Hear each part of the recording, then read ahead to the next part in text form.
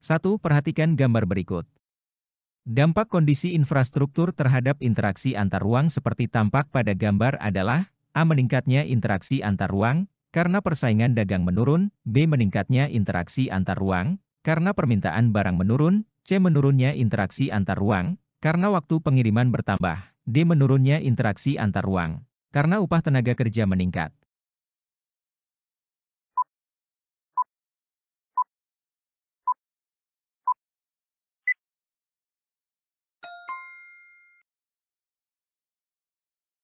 Interaksi antar ruang adalah suatu cara mengelola ruang, berdasarkan potensi dan permasalahannya yang berkaitan dengan ruang-ruang di sekitarnya. Berdasarkan ilustrasi gambar di atas, infrastruktur atau sarana jalan penghubung antar ruang rusak akibat banyaknya intensitas pengguna jalan. Rusaknya jalan akibat banyak kendaraan muatan berat melintas di jalan tersebut. Dampak dari rusaknya jalan adalah menurunnya interaksi antar ruang, karena membutuhkan waktu lama bagi pengendara dalam melakukan pengiriman, sehingga waktu pengiriman bertambah. 2. Perhatikan negara-negara berikut. 1. Malaysia, 2. Singapura, 3. Filipina, 4. Australia. Wilayah utara Indonesia berbatasan dengan negara yang ditunjukkan oleh angka A1, 2, dan 3, B1, 2, dan 4, C2, 3, dan 4, D3, 4, dan 5.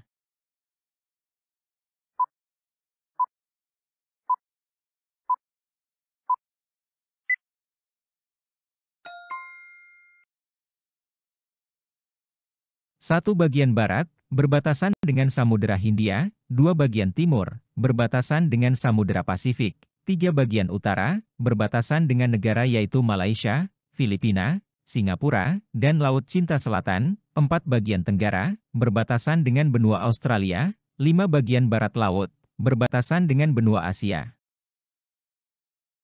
3. Pada peta berskala 1:50.000, panjang rel kereta api sebesar 20 cm. Panjang sebenarnya rel kereta api tersebut adalah A 10 km, B 20 km, C 30 km, D 40 km.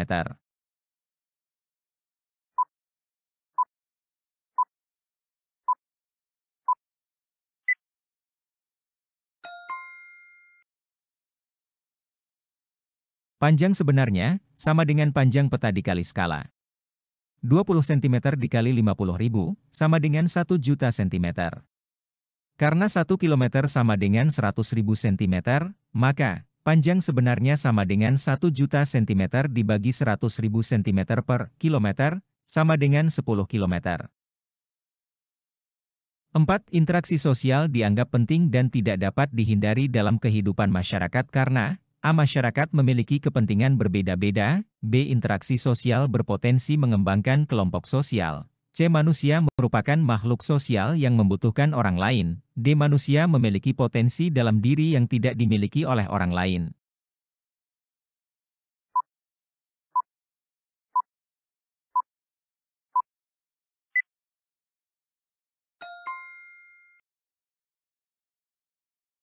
Interaksi sosial merupakan suatu hubungan timbal balik yang bersifat dinamis antara individu dengan individu, individu dengan kelompok, dan kelompok dengan kelompok.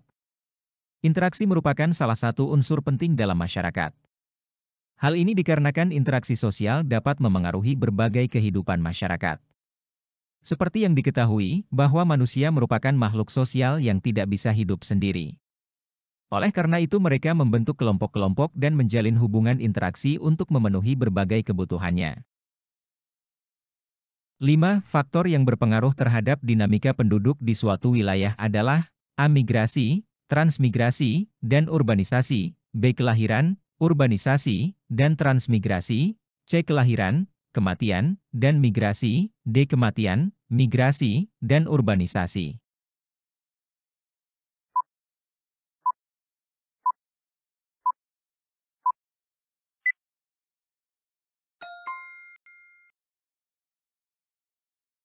Migrasi mencakup imigrasi, perpindahan masuk, dan emigrasi, perpindahan keluar. Transmigrasi adalah bagian dari migrasi, yaitu perpindahan yang dikoordinir oleh pemerintah. Urbanisasi adalah perpindahan dari desa ke kota, yang juga merupakan bagian dari migrasi.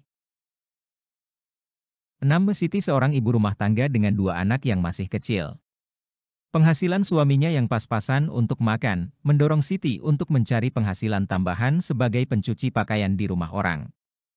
Tindakan ekonomi yang dilakukan oleh Siti didorong oleh motif A. Membantu sesama, B. Mencari keuntungan, C. Memperoleh penghargaan, D. Untuk kemakmuran.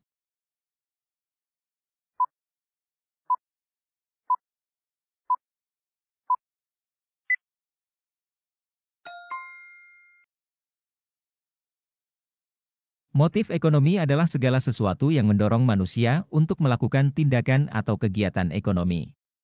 Salah satu jenis motif ekonomi adalah motif individu, yaitu motif yang didasari atas dorongan dari dalam diri sendiri untuk memperbaiki ekonomi, serta mensejahterakan diri sendiri dan keluarganya. Tindakan ekonomi yang dilakukan oleh Siti didorong oleh motif untuk kemakmuran. 7. Perhatikan kegiatan manusia dalam memenuhi kebutuhan di bawah ini. 1. Memberi pinjaman tanpa bunga untuk modal usaha. 2. Membeli barang yang dianggap perlu dan penting. 3. Menyisihkan dana untuk membantu sesama. 4. Memberi barang yang berkualitas. 5. Membantu orang lain yang mengalami kesulitan. Berdasar pernyataan di atas, yang merupakan kegiatan manusia sebagai makhluk sosial ditunjukkan oleh nomor A1, 2 dan 3, B1, 2 dan 4, C1, 3 dan 4, D1, 3 dan 5.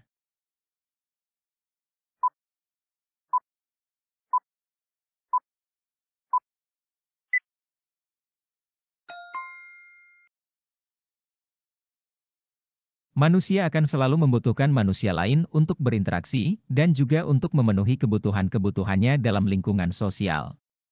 Dari hal itu, pernyataan yang menunjukkan sebagai manusia sebagai makhluk sosial adalah memberi pinjaman tanpa bunga sebagai modal usaha, menyisihkan dana untuk membantu sesama, membantu orang lain yang mengalami kesulitan.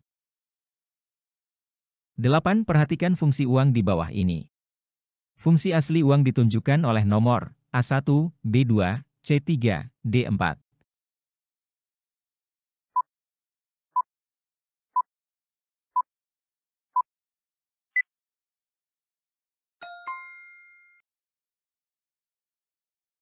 Fungsi asli uang adalah sebagai alat satuan hitung dan alat tukar. Adapun fungsi turunan uang diantaranya sebagai alat pembayaran, alat pemindah, dan penimbun kekayaan. 9. Kerajaan-kerajaan bercorak Islam di Indonesia adalah A. Demak, Aceh, Majapahit, B. Samudera Pasai, Aceh, Majapahit, C. Demak, Aceh, Sriwijaya, D. Demak, Samudera Pasai, Aceh.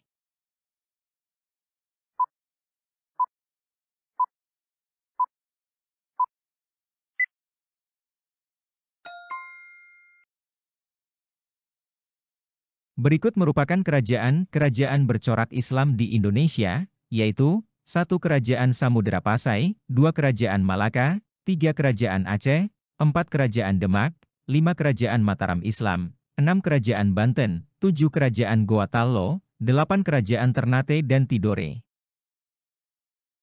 10. Perhatikan peta berikut ini.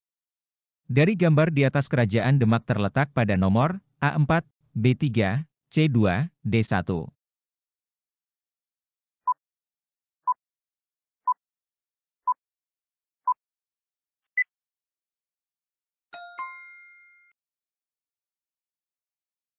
Kerajaan Demak adalah kerajaan Islam pertama dan terbesar di pantai utara Jawa.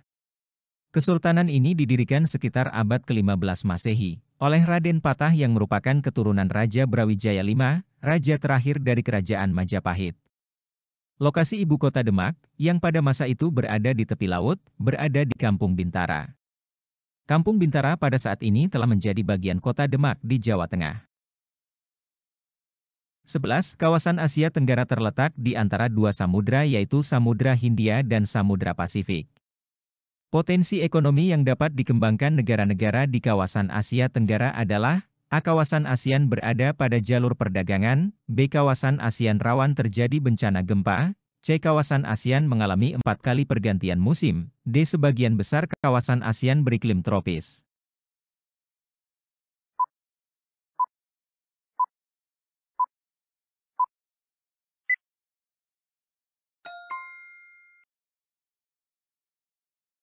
Potensi ekonomi utama yang dapat dikembangkan oleh negara-negara di kawasan Asia Tenggara adalah kawasan ASEAN berada pada jalur perdagangan.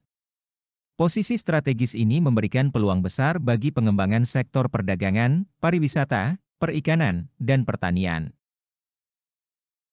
12. Perhimpunan Negara-Negara ASEAN dibentuk berdasarkan Deklarasi Bangkok pada tanggal A7 Agustus 1967, B8 Agustus 1967, C8 Agustus 1966, D6 Agustus 1967.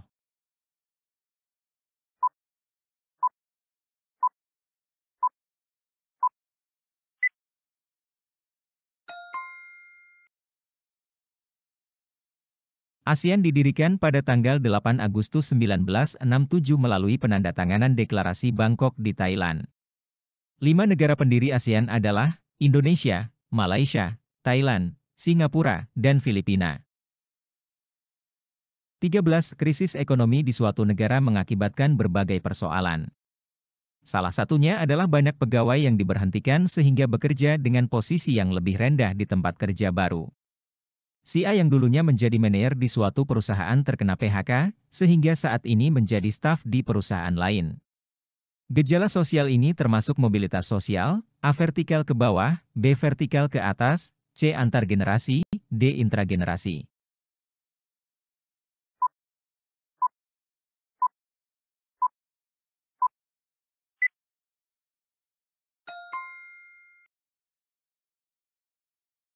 Vertikal ke bawah, mobilitas ini terjadi ketika seseorang atau kelompok mengalami penurunan status sosial. Penurunan ini bisa berupa penurunan jabatan, penurunan pendapatan, atau penurunan status sosial lainnya. Peristiwa yang dialami si A, yaitu kehilangan pekerjaan sebagai manajer dan harus bekerja sebagai staf, merupakan contoh dari mobilitas sosial vertikal ke bawah. 14. Berikut ini merupakan peran pelaku ekonomi dalam perekonomian. 1. Sebagai konsumen. 2. Pengguna faktor produksi. 3. Sebagai penyedia faktor produksi. 4. Pelaku perdagangan internasional. Peran rumah tangga konsumen ditunjukkan pada A1 dan 2, B1 dan 3, C2 dan 3, D3 dan 4.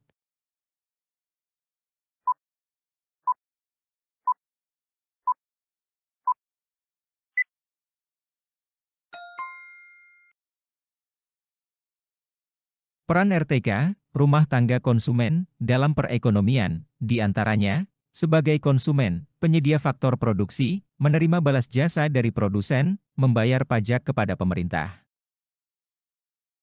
15. Perhatikan bagan hubungan pelaku ekonomi dua sektor berikut. Berdasarkan bagan di samping, yang termasuk arus sumber pendapatan rumah tangga produsen adalah A1, B2, C3, D4.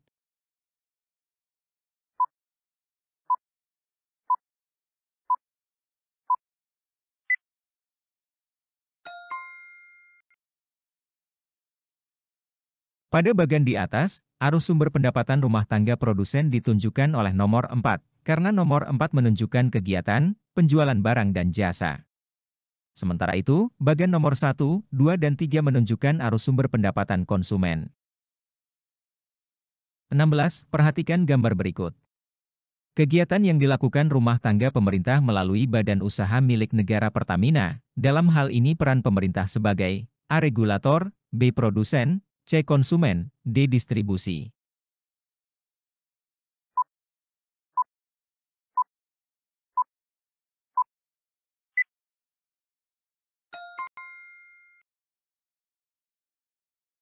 Pertamina merupakan BUMN yang memproduksi bahan bakar minyak dan gas untuk keperluan masyarakat Indonesia.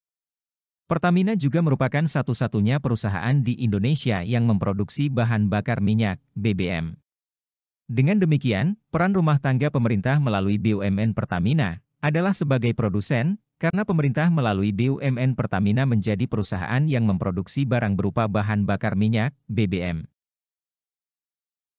17. Perhatikan konsep ekonomi kelautan dan ekonomi maritim pada kegiatan ekonomi berikut. 1.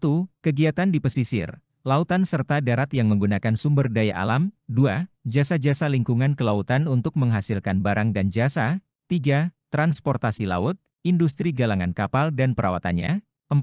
Pembangunan dan pengoperasian pelabuhan beserta industri dan jasa terkait. Kegiatan yang termasuk ekonomi maritim, maritime economy, ditunjukkan pada A1 dan 2, B1 dan 3, C2 dan 3, D3 dan 4.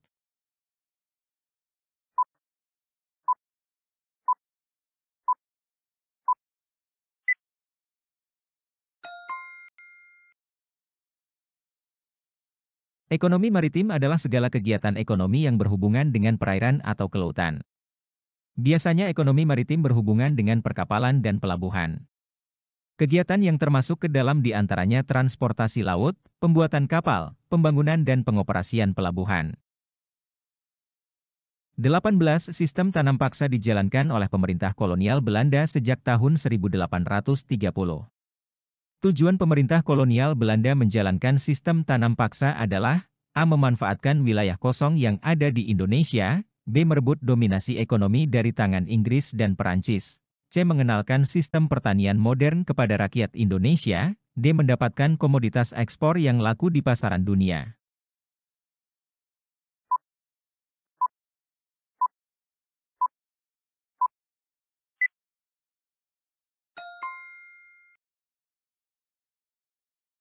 Kultur stelsel atau tanam paksa adalah kebijakan yang dikeluarkan oleh pemerintah kolonial Hindia Belanda yang dikeluarkan di era Gubernur Jenderal Van den Bosch. Sistem tanam paksa sendiri, yakni setiap petani desa wajib menyisihkan 20% tanahnya untuk ditanami komoditas ekspor yang ditentukan pemerintah kolonial. Jenis tanaman yang menjadi fokus sistem tanam paksa yaitu kopi, teh dan tebu. Tujuan pemerintah kolonial Belanda menjalankan sistem tanam paksa adalah untuk mendapatkan komoditas ekspor yang laku di pasaran dunia. 19. Jepang masuk di Indonesia dengan janji akan membebaskan Asia dari belenggu penjajahan bangsa Barat. Saat Jepang datang di Indonesia, perekonomian Indonesia sedang mengalami kelumpuhan. Untuk mengambil hati rakyat Indonesia dan para pemimpin pergerakan Indonesia, berbagai kebijakan diterapkan oleh Jepang antara lain di bidang ekonomi yaitu A. Kegiatan ekonomi diarahkan untuk kepentingan Jepang, B. Eksploitasi sumber daya alam untuk kepentingan Jepang, C. Didirikan kumyai atau koperasi untuk kepentingan bersama, D. Tanah pertanian rakyat yang dikuasai Belanda dikembalikan.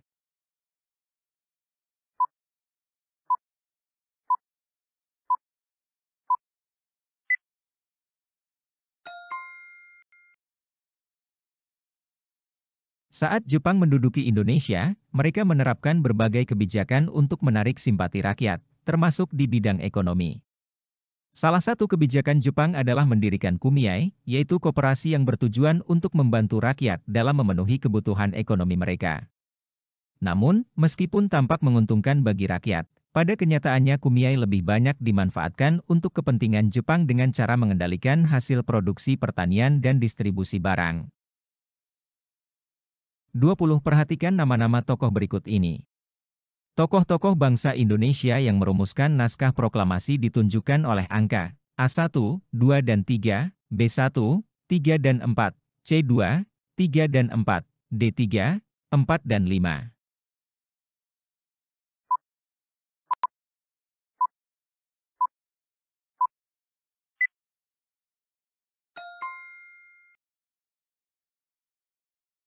Naskah Proklamasi Kemerdekaan Indonesia dirumuskan oleh tiga tokoh utama, yaitu 1. Insinyur Soekarno, beliau adalah Presiden pertama Republik Indonesia, yang juga merupakan salah satu tokoh penting dalam perumusan naskah proklamasi. Soekarno berperan dalam menuliskan konsep proklamasi pada secarik kertas. 2. Drs. Mohatta, beliau adalah Wakil Presiden pertama Indonesia yang turut berperan dalam merumuskan teks proklamasi. Hatta menyumbangkan pemikirannya secara lisan. 3. Ahmad Soebarjo, beliau adalah tokoh perumusan naskah proklamasi, yang juga merupakan seorang diplomat dan tokoh pergerakan kemerdekaan Indonesia. 21. Secara astronomis, benua Eropa terletak pada 9 derajat bujur barat, sampai 60 derajat bujur timur, dan 35 derajat lintang utara, sampai 80 derajat lintang utara. Berdasarkan letak tersebut, maka benua Eropa memiliki iklim A. Sedang dan dingin, B. Tropis dan subtropis, C. Subtropis dan sedang, D. Subtropis dan dingin.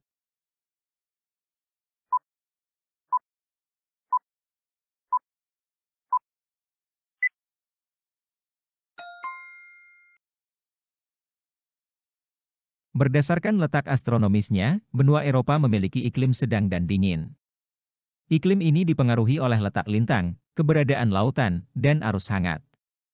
Secara umum, iklim di Eropa dapat dibagi menjadi iklim sedang, iklim dingin, subarktik, dan iklim Mediterania. 22. Perhatikan negara-negara berikut ini. Negara-negara yang berada di kawasan Asia Selatan ditunjukkan oleh nomor A1, 2, dan 3, B1, 3, dan 5, C2, 3, dan 4, D3, 4, dan 5.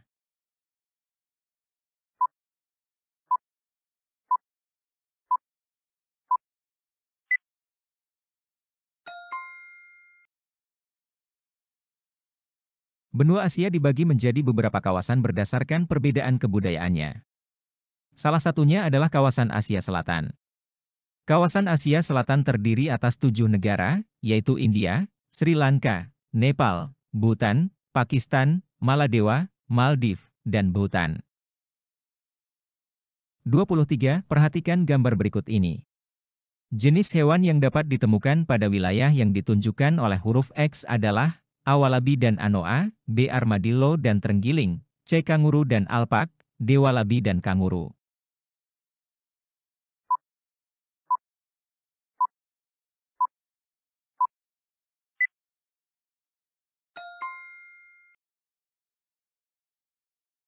Wilayah yang ditunjukkan oleh huruf X adalah benua Australia.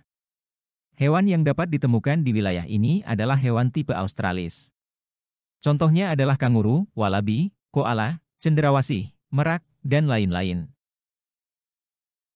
24. Thailand, Indonesia, dan Vietnam merupakan negara produsen karet terbesar di dunia.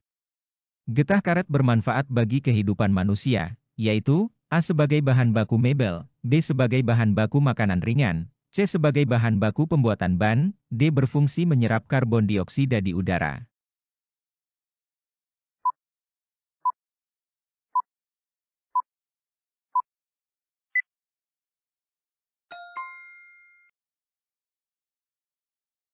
Getah yang berasal dari pohon karet sangat bermanfaat dalam kehidupan sehari-hari. Salah satunya adalah sebagai bahan baku pembuatan ban yang dapat didaur ulang. Ban ini dapat digunakan untuk mobil dan kendaraan bermotor lainnya. 25. Tiongkok merupakan negara dengan jumlah penduduk terbanyak di dunia. Pada tahun 2017, jumlah penduduk Tiongkok mencapai 1,386 miliar jiwa. Langkah yang dilakukan pemerintah Tiongkok untuk menekan angka pertumbuhan penduduk adalah A. Memberikan tunjangan bagi keluarga yang memiliki lebih dari 3 anak, B. Membatasi jumlah anak yang boleh dimiliki, C. Melarang penduduk untuk menikah, D. Meningkatkan kualitas untuk fasilitas kesehatan.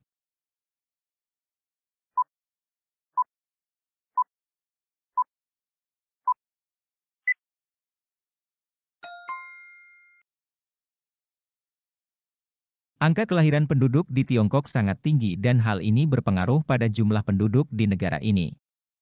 Banyaknya jumlah penduduk negara ini dapat menimbulkan bencana demografis, seperti angka kemiskinan dan pengangguran yang tinggi. Oleh sebab itu, pemerintah Tiongkok banyak melakukan usaha untuk menekan angka kelahiran penduduk. Salah satunya adalah kebijakan kontroversial satu anak satu keluarga. Kebijakan ini menyatakan bahwa satu keluarga hanya boleh memiliki satu anak laki-laki, atau maksimal 2 anak apabila anak pertama keluarga berjenis kelamin perempuan. Bagi penduduk yang melanggar kebijakan ini, akan dikenakan sanksi yang tegas. 26. Dahulu, surat dikirim oleh petugas pos, saat ini sudah berkembang telepon, telepon seluler, email, chat, dan video call. Pola hubungan sosial masyarakat secara perlahan berubah seiring perkembangan teknologi dan komunikasi. Berdasarkan laju kecepatannya, ilustrasi tersebut termasuk dalam bentuk perubahan, A. Revolusi, B. Evolusi, C. Progres, D. Regres.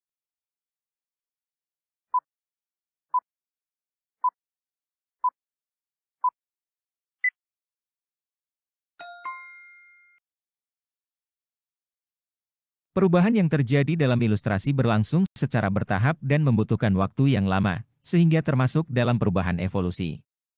Evolusi adalah perubahan sosial yang terjadi secara perlahan dalam jangka waktu yang lama, tanpa adanya gejolak yang besar di masyarakat.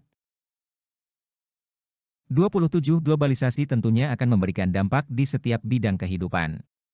Di bawah ini yang merupakan contoh upaya dalam menghadapi globalisasi di bidang teknologi dan pendidikan adalah: A. Pemakaian smartphone untuk menggali informasi dalam proses pembelajaran, B. Menggunakan smartphone untuk mengakses resep masakan, C. Mengakses internet hingga larut malam dan mengantuk di ruang kelas, D. Pemanfaatan sosial media sebagai lahan bisnis online.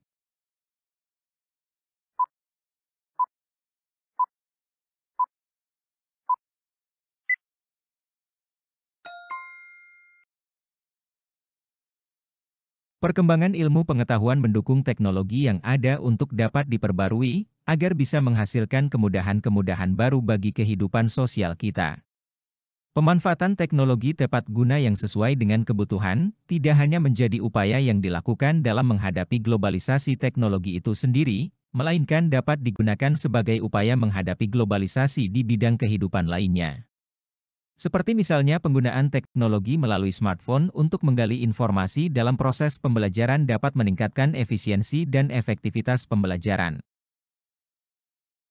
28. Indonesia selalu membuka peluang kerjasama dengan negara lain dan organisasi internasional, misalnya dengan UNESCO yang bergerak di bidang ilmu pengetahuan, budaya, dan komunikasi. Kerjasama ini juga didukung oleh adanya kemajuan teknologi informasi, komunikasi dan transportasi di era globalisasi. Kerjasama ini menunjukkan adanya gejala globalisasi di bidang A. Politik, B. Hukum, C. Ekonomi, D. Transportasi.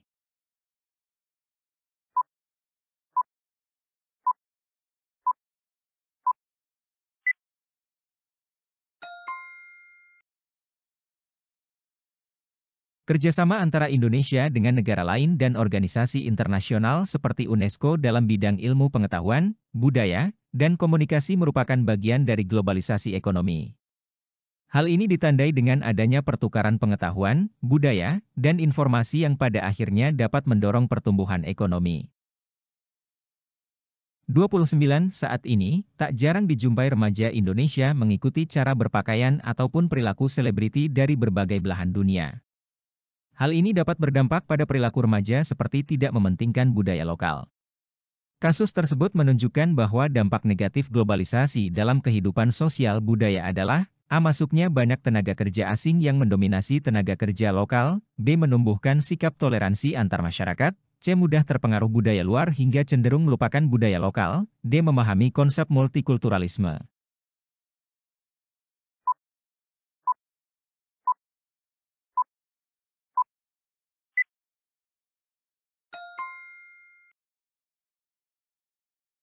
Globalisasi membawa masuk berbagai budaya asing yang dapat memengaruhi gaya hidup, cara berpakaian, hingga perilaku masyarakat, terutama remaja. Jika tidak diimbangi dengan kesadaran akan pentingnya budaya lokal, hal ini dapat menyebabkan lunturnya nilai-nilai budaya asli Indonesia.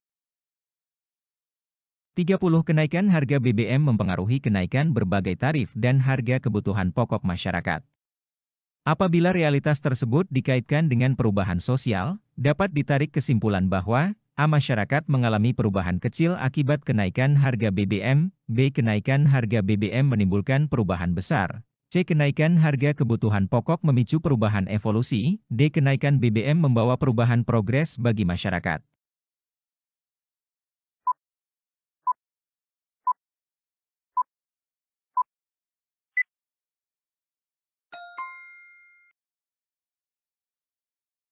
Kenaikan harga BBM berdampak luas pada berbagai aspek kehidupan masyarakat, seperti kenaikan harga kebutuhan pokok, transportasi, dan biaya produksi.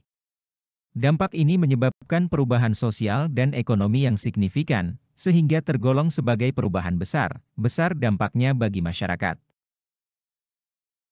31. Perhatikan ciri-ciri perdagangan berikut. 1. Pembeli dan penjual tidak bertemu langsung, 2. Dikenakan bea masuk, 3. Mata uang berbeda, 4. Pembeli dan penjual cenderung bertemu, 5. Biaya angkut lebih murah. Yang termasuk ciri-ciri perdagangan internasional adalah A1, 2 dan 3, B1, 3 dan 4, C2, 3 dan 5, D3, 4 dan 5.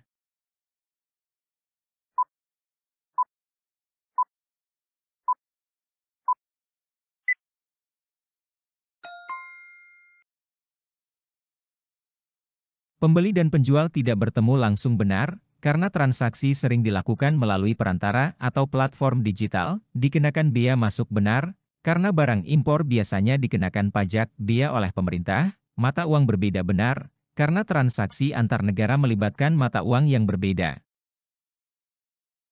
32. Kondisi kekurangan tenaga ahli di suatu negara sehingga tidak mampu memproduksi barang berkualitas tinggi dan murah merupakan salah satu pendorong terjadinya perdagangan internasional, yaitu disebabkan A. Perbedaan upah dan biaya produksi, B. Perbedaan kualitas sumber daya manusia, C. Perbedaan budaya suatu bangsa, D. Perbedaan sumber daya alam.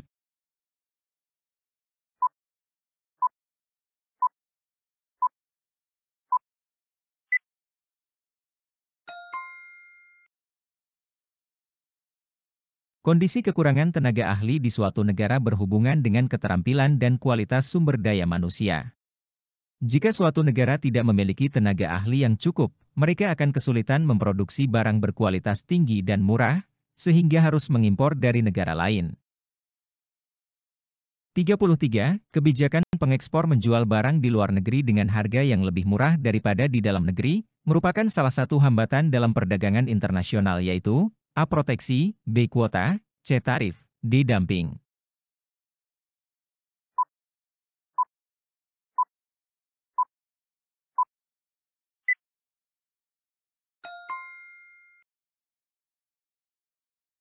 Salah satu hambatan dalam perdagangan internasional adalah dumping. Dumping adalah praktik dagang yang dilakukan oleh eksportir dengan cara menjual barang di luar negeri dengan harga yang lebih murah dibandingkan harga di dalam negeri. 34. Grafik perkembangan ekspor-impor Indonesia. Perkembangan ekspor Indonesia mengalami kenaikan tertinggi dilihat dari grafik terjadi pada tahun A 2010, B 2011, C 2012, D 2013.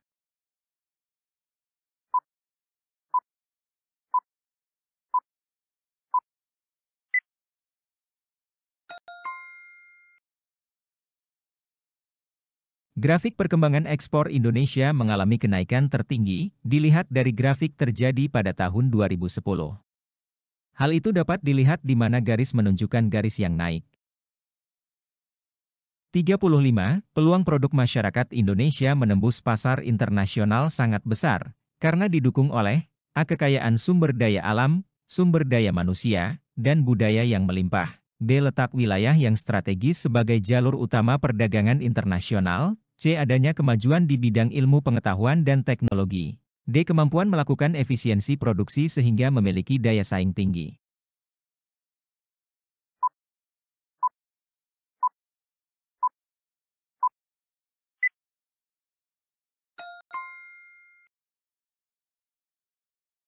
Peluang produk masyarakat Indonesia menembus pasar internasional sangat besar, karena didukung oleh kekayaan sumber daya alam yang dimiliki, kualitas sumber daya manusia, dan budaya yang melimpah. Dengan adanya dukungan tersebut, maka kemungkinan untuk menembus pasar internasional lebih besar dan pesat. 36.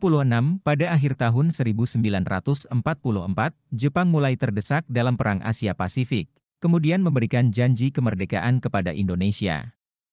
Hal ini bertujuan, A. Meyakinkan sekutu bahwa Jepang telah menyerah, B. Sebagai balas jasa atas perlakuan Jepang terhadap bangsa Indonesia, C. Sebagai pembuktian bahwa Jepang adalah pemimpin, pelindung, dan cahaya Asia, D. Mendapatkan dukungan rakyat Indonesia dalam menghadapi sekutu.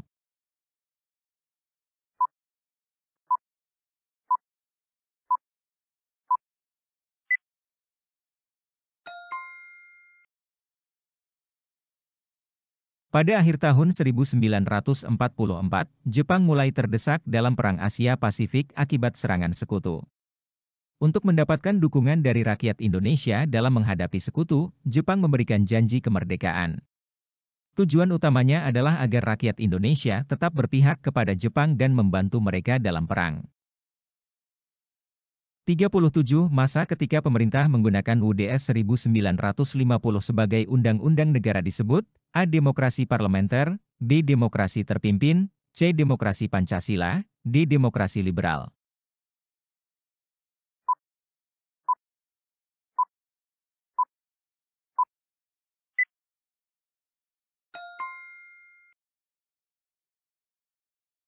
Pada masa demokrasi liberal atau parlementer di Indonesia diterapkan sistem pemerintahan parlementer 1950 hingga 1959, Republik Indonesia Serikat, RIS, kembali menjadi Negara Kesatuan Republik Indonesia, NKRI. Perubahan bentuk pemerintahan diikuti pula perubahan Undang-Undang Dasarnya dari Konstitusi RIS ke UUD sementara 1950. 38 Berdasarkan isi Dekrit Presiden 5 Juli 1959 terdapat hubungan dengan pelaksanaan model pemerintahan demokrasi terpimpin. Hubungan yang dimaksud adalah A. Segala permasalahan kepemerintahan diputuskan oleh Presiden sebagai kepala negara, B. Presiden sebagai pemimpin negara tidak memiliki kewenangan untuk memutuskan masalah pemerintahan, C. Presiden hanya sebagai lambang kesatuan dan pelaksanaan kepemerintahan dipimpin Perdana Menteri, D. Penerapan Undang-Undang Sementara, UUDS, tahun 1950 masih tetap berlaku.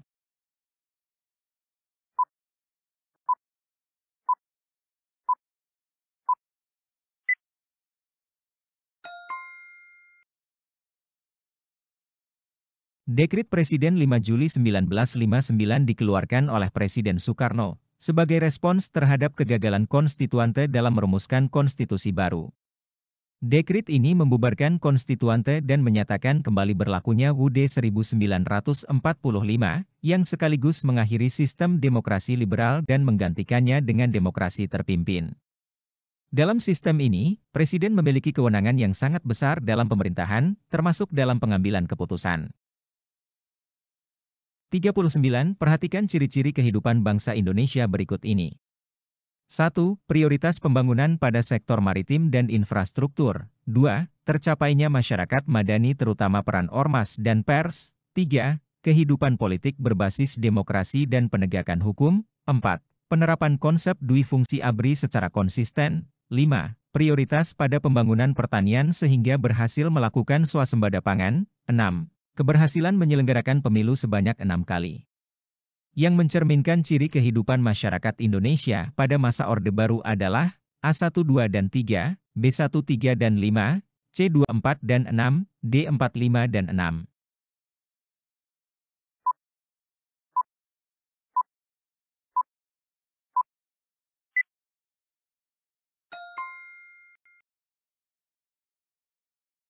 Masa Orde Baru, 1966 hingga 1998, ditandai dengan beberapa kebijakan khas, seperti penerapan dui fungsi ABRI, prioritas pembangunan di sektor pertanian hingga mencapai swasembada pangan, serta keberhasilan menyelenggarakan pemilu secara rutin setiap 5 tahun sekali, sebanyak 6 kali selama Orde Baru.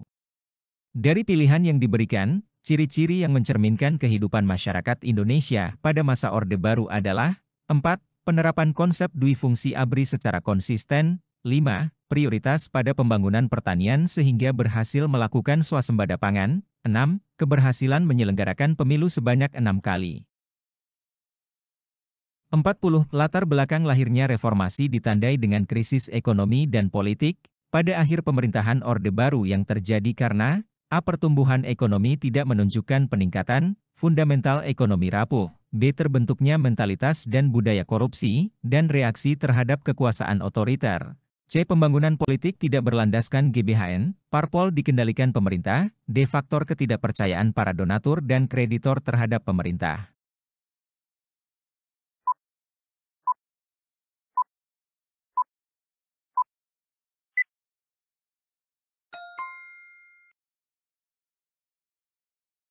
Awal dari munculnya reformasi di Indonesia, bermula dari krisis ekonomi yang melanda Asia terutama di Thailand pada tahun 1997. Selain faktor ekonomi, pemerintah Orde Baru yang berjalan otoriter dan sentralistik serta maraknya praktik korupsi, kolusi, dan nepotisme di kalangan birokrat saat itu juga menjadi pemicu semakin derasnya tuntutan terkait gerakan reformasi di Indonesia.